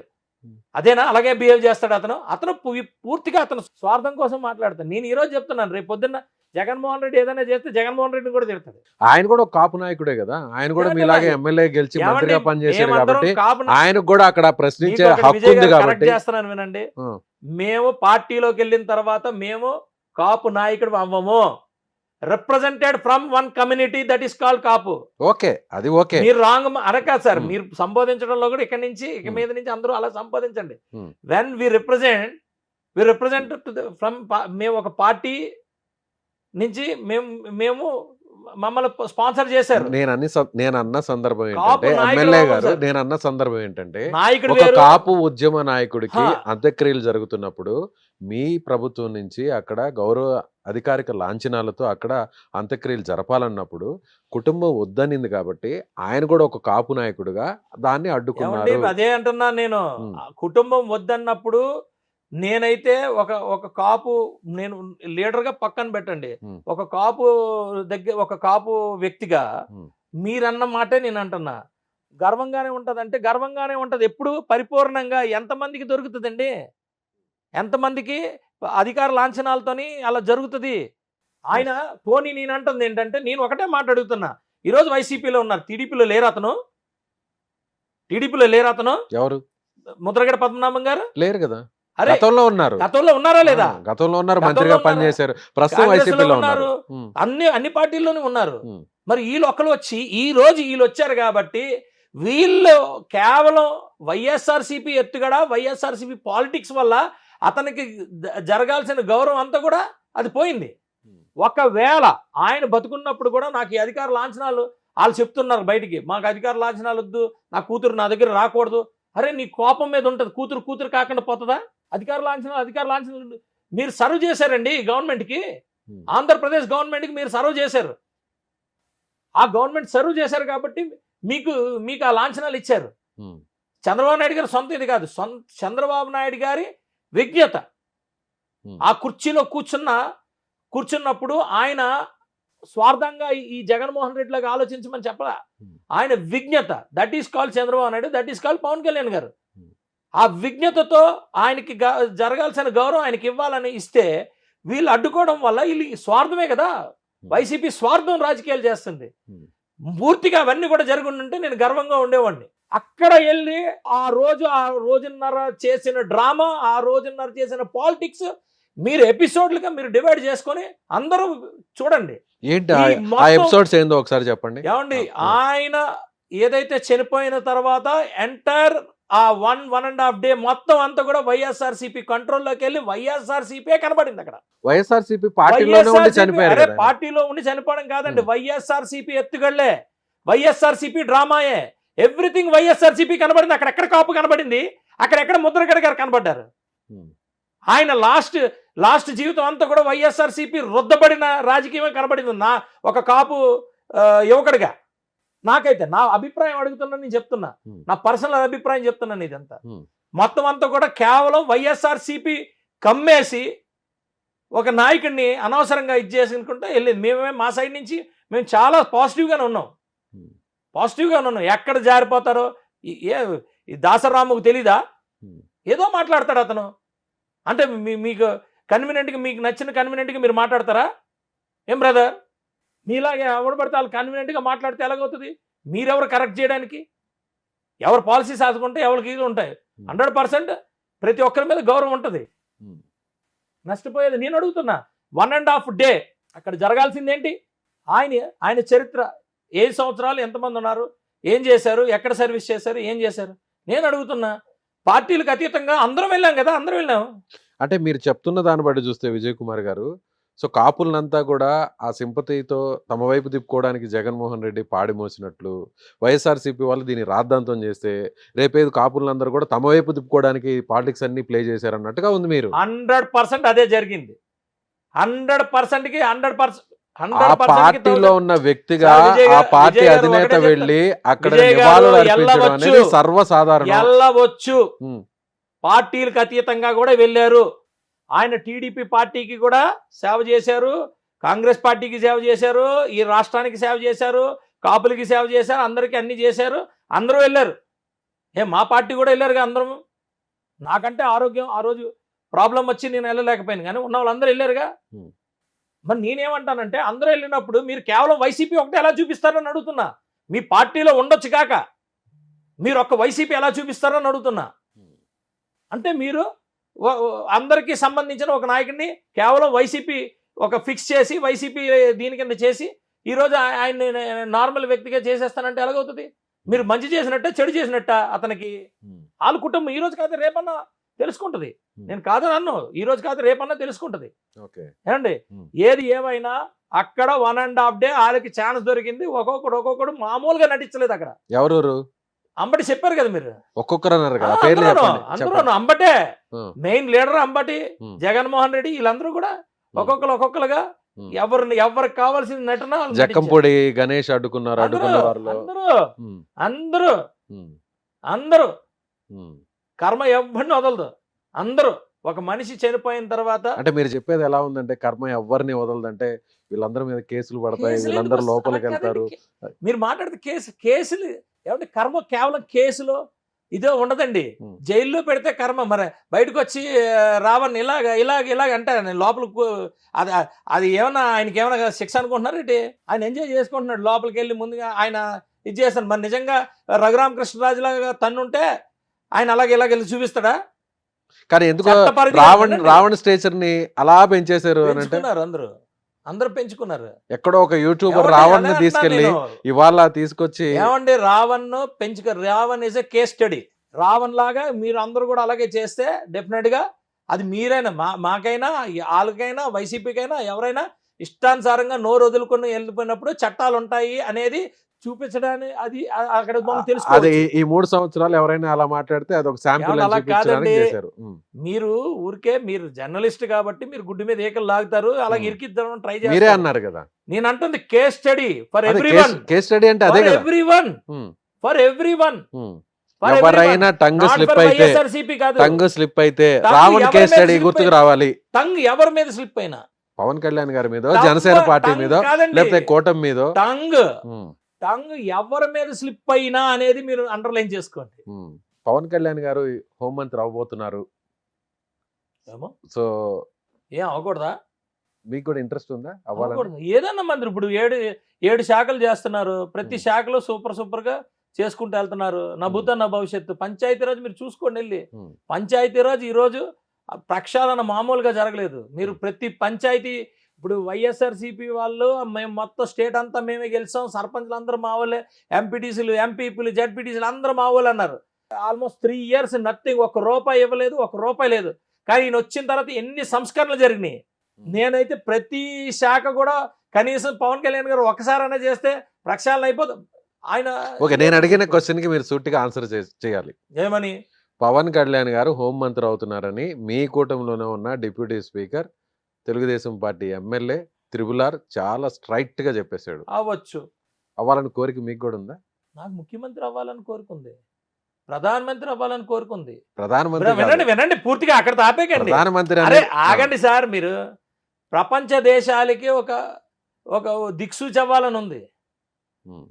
నేను ఇంకా చాలా ఆలోచిస్తున్నాను. అంటే ఇప్పుడు ప్రపంచ మోడీ గారి దేశ- స్థానంలో పవన్ కళ్యాణ్ అలా కూర్చోబెట్టారంటారా మీరు? కాదండి, ఆ, మోడీ గారి స్థానంలో పవన్ కళ్యాణ్ గారు, మీరు ఇవన్నీ మాట్లాడకండి. మోడీ గారు వీఆర్ ఆల్ మొత్తం అందరం కూడా మీరే అన్నారు మీ ప్రధాన- కన్విన్స్ అలా కాదు. ఉమ్, మేము మోడీ గారి నాయకత్వంలో చాలా కన్విన్స్డ్ గా, ఉమ్, చాలా కంఫర్ట్ గా మేము ఉన్నాం. ఉమ్, చంద్రబాబు నాయుడు గారి నాయకత్వం కూడా మేము చాలా కంఫర్ట్ గా కన్విన్స్డ్ గా ఉన్నాం. ఉమ్, మీకు తెలిసే ఉంటది, నేను జనసేన తెలుగుదేశం కలకముందు చాలా డిబేట్లలో నేను చంద్రబాబు నాయుడు గారు ఆయన విధానం ఏంటి, ఆయన ఇదేంటి అనేది నేను చెప్పాను. మోడీ గారి విధానం కూడా నేను చెప్పాను. ఉమ్, ఏమండి ఉమ్, ఇవన్నీ కూడా చెప్పాను నేను. అదే అన్నట్లా ఉమ్.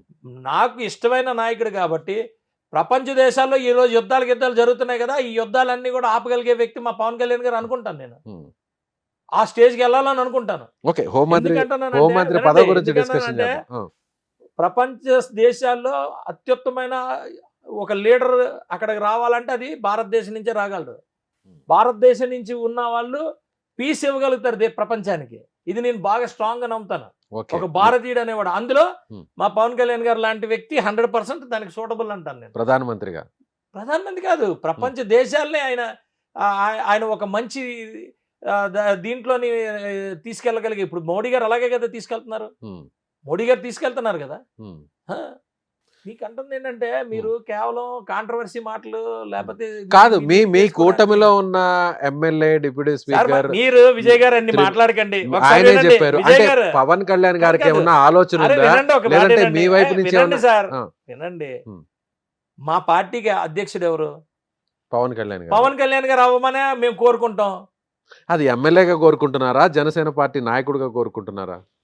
జనసేన పార్టీ నాయకుడిగా ఎమ్మెల్యేగా సుందర విజయ్ కుమార్ ఇండివిజువల్గా కూడా కోరుకునేది ఏంటి, మేము ఆ పార్టీలో ఎందుకున్నాం, మా నాయకుడిగా గుర్తించి కదా మేము ఉన్నాం.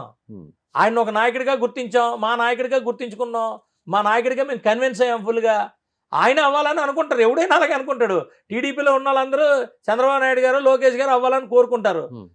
బీజేపీలో ఉన్న వాళ్ళందరూ మోడీ గారు ఇంకొక వ్యక్తి అవ్వాలని. పవన్ కళ్యాణ్ గారు అడిగితే హోంమంత్రి హోంమంత్రి ఇవ్వడం అనేది పెద్ద విషయం కాదు, అసలు దాని గురించి డిస్కషన్ అవసరం లేదు. కానీ ఇప్పుడు ఎందుకు ఈ చర్చ ఉండదండి, ఇప్పుడు అడిగారు, నేను సమాధానం చెప్పాను. ఇప్పుడు ఎందుకు త్రిపులార్ అనే ఆయన నేరుగా ఆయన మాట్లాడారంటే నేను వెళ్ళిపోతాను, ఆయన పిల్లండి. మీరే అన్నారు కదా హోంమంత్రిగా అవ్వచ్చేమో అని అన్నారు. అంటే అరే మీరు ఎలాగా కాదని ఎలాగంటారు అంటే ఇప్పుడు ఎందుకు వస్తుంది చర్చ, నాకేం తెలుసు, మీరు కదా అడిగింది. అంటే ఇప్పుడున్న హోంమంత్రి సక్రమంగా పనిచేయడం లేదనే అభిప్రాయం చేస్తున్నారు, మరి ఎందుకు వస్తుంది డిస్కషన్? మీరు అడిగారు, త్రిపులారే అన్నారు ఆ మాట. అడిగారండి, వారం రోజుల్లో అవబోతుంది, సో ఆయన్ని చూడాలనుకుంటున్నాం.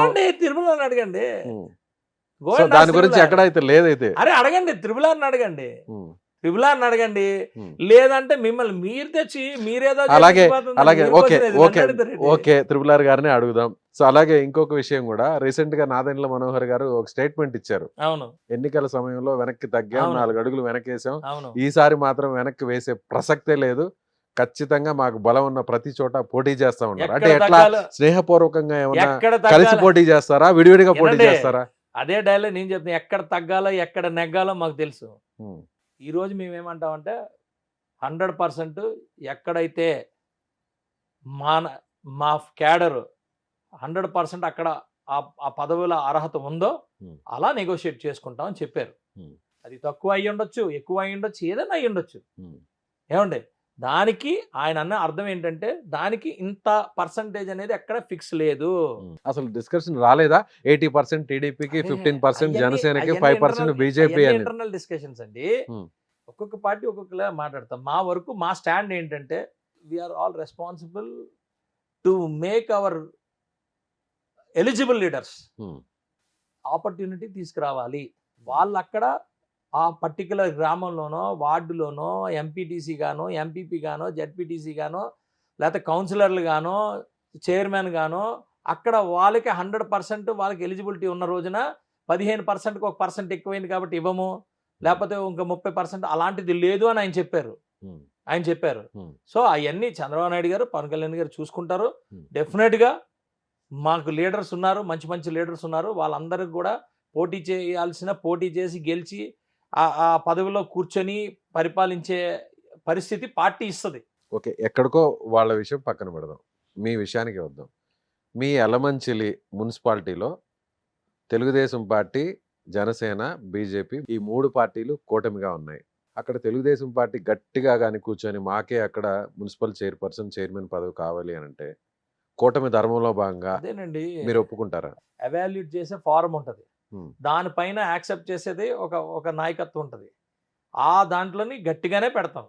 ఈరోజు ఎమ్మెల్యేగా ఉన్నాను అంటే కూటమి ఎమ్మెల్యేని, నేను జనసేన ఎమ్మెల్యే కదా, జనసేన స్పాన్సర్డ్ కూటమి ఎమ్మెల్యేని. అందరూ నాకు ఓట్లేసిన వాళ్ళేగా. అక్కడ మేమేమంటామంటే అక్కడ డెఫినెట్గా ఎవరు ఏంటనేది ఒక ఐడియా ఉంది, అది వ్యూహం. యుద్ధాలకి ఆయుధాలు కాదు కావాల్సింది, యుద్ధాలకి వ్యూహాలు కావాలి. ఏమండి, అది ఒక వ్యూహం. మీరు వదులుకోవడానికి సిద్ధం. కాంట్రవర్సీ మాట్లాడకండి. నాదెండ్ల మనోహర్ గారు ఏమన్నారంటే వదులుకోమన్నారు, మీరేమంటున్నారు? ఏం వదులుకోమన్నారు? మేము ఎక్కడా కూడా బలం ఉన్న చోట ఈసారి వెనక్కి వదులుకోమన్నారు. వదులుకోవడానికి అని అంటూ అనిపించింది నాకు. వదులుకోము అన్నారు. ఏమంటే అదే అంటున్నా నేను. మీరేమో కూటమి ధర్మంలో భాగంగా వ్యూహాత్మకంగా మీరు విజయ్ గారు మీరు ఎన్ని పైనుంచి కిందకి పైన ఏం పెట్టినా మీకు క్లియర్ గా చెప్పేది ఏంటంటే అక్కడికి వెళ్ళిన తర్వాత ముగ్గురు కలిసి కూర్చున్న తర్వాత ఎవరి ప్రజెంటేషన్ వాళ్ళకుంటుంది, ఎవరి స్ట్రెంగ్స్ వాళ్ళకుంటుంది. మాకు కొన్ని పాయింట్స్ ఉంటాయి, ఆ పాయింట్స్ ప్రకారం ఎవరు స్ట్రాంగ్ ఉన్నారో అక్కడ మేము ఎవాల్యుయేట్ చేసుకుంటాము. ఎవాల్యుయేట్ చేసుకున్న తర్వాత ఎవరు ఏంటనేది డిసైడ్ చేసేది నాయకత్వం డిసైడ్ చేస్తుంది. పర్సంటేజ్లు అనేది మేము ఫిక్స్ అవ్వలేదు అనేది మా మనోహర్ గారు. యాజ్ ఏ ఎమ్మెల్యేగా, యాజ్ ఏ ఎలమెంచలి మున్సిపాలిటీలో ఉన్న ఒక ఎమ్మెల్యేగా మీ పార్టీని అక్కడ మీరు రిప్రజెంట్ చేయాలనుకుంటున్నారా లేదా? డెఫినెట్గా రిప్రజెంట్ చేయాలనుకుంటాను. నేను మీకెందుకు చెప్తాను? నేను ఎందుకు మీకు చెప్తాను? నా వ్యూహాలు నాకు ఉంటాయి. మీరు అడిగేస్తా నేను చెప్పేస్తానా? చెప్పను. ఆ రోజు ఆ పరిస్థితుల్లో మా అధిష్టానం ఎలాగ మమ్మల్ని డైరెక్షన్ ఇస్తుందో ఆ డైరెక్షన్ కి అనుగుణంగానే కానీ మీరు ఇచ్చే ఈ కాదు. వాయిస్ 2-3 నెలల ఎలక్షన్ జరగబోతున్నాయి. మీకు మీరు ఇప్పుడు బాగా- మాట్లాడే ఆ వాయిసే మిమ్మల్ని నమ్ముకున్న నాయకులు గానీ అక్కడ ఉన్న నేను క్యాడర్ మా గానీ నాయకులందరితో బాగానే ఉంటాను. ఉమ్, మా దగ్గర ఒక చిచ్చులు భరోసా పెట్టకండి. ఉంటుంది. మా దగ్గర మా చిచ్చులు ఎమ్మెల్యే పెట్టకండి. గట్టిగా- అలా కాదు, మా గట్టిగా- దగ్గర చిచ్చులు పెట్టకండి. ఉమ్. నేను కాదు డిసైడ్ చేసేది, అది గుర్తుపెట్టుకోండి. అధిష్టానం డిసైడ్ చేస్తుంది. డిసైడ్ చేసే పరిస్థితి మీకు లేదు. ఓకే, డిమాండ్ చేయాలి కదా. డిమాండ్ చేయాలా లేదా, నా వ్యూహాలు నాకు ఉన్నాయండి. నా వ్యూహాలు నాకు ఉన్నాయి. గెలుపు అనేది ఇంపార్టెంట్. మనోహర్ గారు చెప్పింది కూడా అదే అర్థం వస్తుంది. గెలుపు అనేది ఇక్కడ చాలా ఇంపార్టెంట్, పరిపాలన అనేది ఇంపార్టెంట్. అర్థమైందండి. ఇలాంటి చాలా క్రైటీరియాస్ ఉన్నాయి. మాకు చంద్రబాబు నాయుడు గారు, పవన్ కళ్యాణ్ గారు, మోడీ గారు ఎందుకు కలిశారంటే దేశం అంటే ఇంపార్టెంట్, ప్రజలంటే ఇంపార్టెంట్ కాబట్టి వాళ్ళందరికీ ఆ ప్రయారిటీస్ ఉన్నాయి కాబట్టి వాళ్ళు కలిశారు. ఆ ప్రయారిటీస్ లేదు కాబట్టి జగన్మోహన్ రెడ్డి, లేకపోతే జగన్మోహన్ రెడ్డి సింగిల్గా సింహం ఏం ఉండదు ఇక్కడ. ఇప్పుడు కూడా నేను ఏం చెప్తున్నానంటే ఆ ప్రయారిటీస్ మీద మేము వర్క్ చేస్తాం. సో ప్లాన్ ఆఫ్ యాక్షన్ అయితే ఉంది. ఉంటది. బయటకి ఎవరి చెప్పకపోయినా plan of action? సార్ ఎవరు ప్లాన్ ఆఫ్ యాక్షన్ వాళ్ళకు ఉంటది. జనసేన ఎమ్మెల్యేల దగ్గర ఉన్న వాళ్ళు అక్కడ ఫిక్స్ చేశారంటే దానికి అడ్వాంటేజ్ టీడీపీగా వస్తుంది. వాళ్ళ దగ్గర 130 పైచీలకు ఎమ్మెల్యేలు ఉన్నారు. మా దగ్గర ఉన్న మా దగ్గరే కావాలంటే వాళ్ళ దగ్గర ఉన్న వాళ్ళ దగ్గర కావాలంటే మాకే నష్టం కదా. వ్యూహాలు ఉంటాయి. అప్పుడు ఆ వ్యూహాలు మాది కాదు. వాళ్ళు 130 ప్లస్ అలా అడుగుతారు, కాదండి. మీరు మా 20. వ్యూహాలు వినండి, మా వ్యూహాలు మేము సజెషన్ ఇవ్వడం వరకే. అధిష్టానం ఆ వ్యూహాలకి అనుగుణంగా తీసుకుంటది. అధిష్టానం మేము సజెషన్ ఇవ్వడానికి మాకు ఫ్రీడమ్ ఉంది, మేము ఇస్తాము.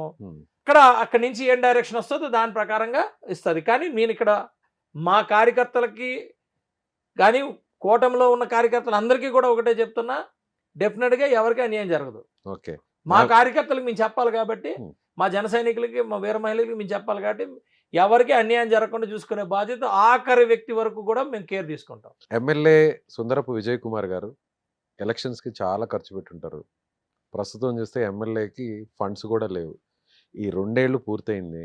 ఎమ్మెల్యేగా సంతృప్తి చెందుతున్నారా? ఖర్చు మామూలుగా విత్ ఇన్ ద బుక్స్ ఉన్నాయి కదా ఖర్చు అంతా. నేను సాటిస్ఫైడ్ అనండి. నేను సాటిస్ఫైడ్. ఓకే, ఎమ్మెల్యే సీట్లో కూర్చున్నారు కాబట్టి సంతోషమే. కానీ వెనక చూస్తే మాత్రం చాలా ఖర్చు అయిపోయి ఉంటుంది. ప్రతి ఒక్కరికి ఆ ఉంటుందండి. బాధ చెప్పుకోలేము.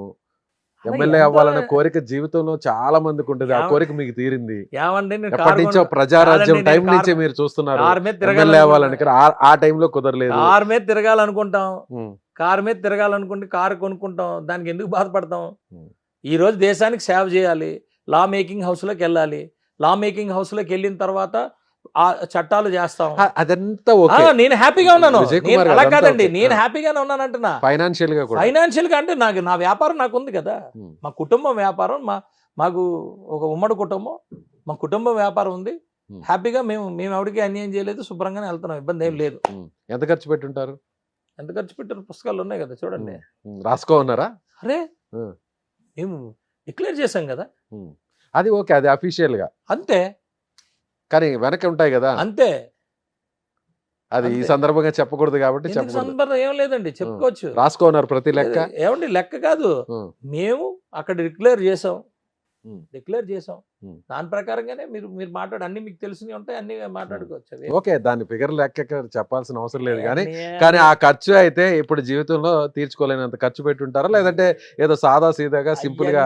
సార్ అవన్నీ మీరు మాట్లాడకూడదు, మేము మాట్లాడకూడదు.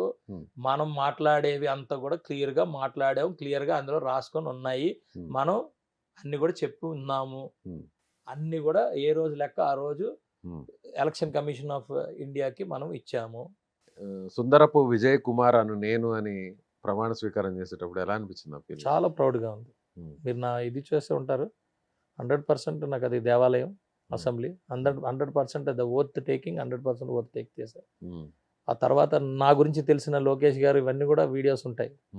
ఎంత కష్టపడి ఆ స్టేజ్కి వచ్చానో నేను జస్ట్ లైక్ దట్ రాలేదండి. ఎవ్రీ మినిట్ ఎవ్రీ అవర్ నేను ఒక యజ్ఞంలా చేశాను అక్కడి వరకు రావడం. డెఫినెట్గా ఇట్స్ ఒక ప్రౌడ్ మూమెంట్ నాకు. అది 100% అది ఒక లైఫ్ టర్నింగ్ పాయింట్ మూమెంట్.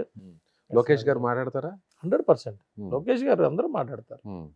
నేను ఆ పార్టీలో కూడా పనిచేశాను, టీడీపీ Okay. మై ఎంతకాలం? Journey is important. ఓకే. ఆ రోజు వాళ్ళు నా జర్నీ చూసారు, అక్కడ నేను సిన్సియర్గా వర్క్ చేశాను, ఇక్కడ నేను సిన్సియర్గా వర్క్ చేశాను. Hmm. ఇప్పుడు కూడా నేను వైసీపీకి ఏమంటానంటే, మీరు ఒక ప్రజా పరిపాలన చేయాలి, ప్రజలకు లాగా పని చేయాలి తప్పితే Hmm. మనకి నచ్చినట్టు మనం చేసుకుంటే అది కరెక్ట్ కాదనేదే నేను ఇప్పుడు నేను ఇచ్చే సలహా. Okay. అంతే తప్ప నేను సలహా ఇచ్చేంత స్థాయిలో నేను లేను. బట్ డెఫినెట్గా పార్టీలు అన్నప్పుడు ప్రజాస్వామ్యబద్ధంగానే ఉండాలి, రాజ్యాంగం బద్ధంగానే ఉండాలి. ఇంకా ఏమైనా కోరికలు ఉన్నాయా? నెక్స్ట్ లెవెల్ కోరికలు ఏమన్నా? రెస్పాన్సిబిలిటీస్ ఐ మం- కెన్ టేక్ ఎనీ రెస్పాన్సిబిలిటీ. మంత్రివర్గంలో చోటు. ఏమో నాకు తెలియదండి. Hmm. నేనైతే ఈరోజు నాకు మంచి ఇదే ఇచ్చారు. Hmm. దీన్ని నేను నాకు ఒకటే, వరల్డ్లో ప్రపంచంలో Hmm. బెస్ట్ లైఫ్ నేనున్న కాన్స్టిట్యున్సీలో ఇవ్వాలి Hmm. ప్రతి ఒక్కరికి. Hmm. దేనికి ఇదే ఎత్తుక్కోకూడదు. కాన్స్టిట్యున్సీని మీరు అట్టు పెట్టుకో ఉంటారు అంతే. నా సొంత నియోజకవర్గం అండి. అంటే Hmm. మా తాతలు ముత్తాతలు Hmm. ఉన్న మా కాన్స్టిట్యున్సీ నా సొంత ఊరు అది. Hmm. మా ఫోర్ ఫాదర్స్ నా నేటివ్ ప్లేస్ అది. Hmm. కాబట్టి అది తీసుకున్నాను. చాలా మంది మీరు ఎంచుకున్నారా, నేనేం ఎంచుకోలేదు. నా నేటివ్ ప్లేస్, నా ఊరు ఉన్నది, నా తాతలు ముత్తాతలు, నా చుట్టాలు అందరూ ఉన్నది, అక్కడ నేను వర్క్ చేసుకుంటున్నాను అంతే. సో మంత్రివర్గంలో అవకాశం ఉంటే ఖచ్చితంగా ఓకే అండి. ఏమోనండి, అంటే ఏమో మీ అధినేతకు నమ్మిన బంటుగా, ఒక యువ నాయకుడిగా. తమ్ముడిని, బంటుని కాదు తమ్ముడే అంతే. తమ్ముడిని. Hmm. ఆయన ఏమన్నా అంటే ఒప్పుకోను Hmm. అంతే. Hmm. తమ్ముడుగా నన్ను సీరియస్గా, మా అన్నయ్యని, నన్ను కానీ Hmm. మా కుటుంబాన్ని కానీ చాలా ఆప్యాయంగా సొంత కుటుంబంలాగా చూశారు. ఇప్పటికీ అలాగే చూశారు. Hmm. అంతే. రైట్ అండి. Thank you so much. చాలా Right, విషయాలు sir. మాతో విజయ్ పాటు గారు, thank డిస్కషన్ చేశారు. Thank you. Thank you.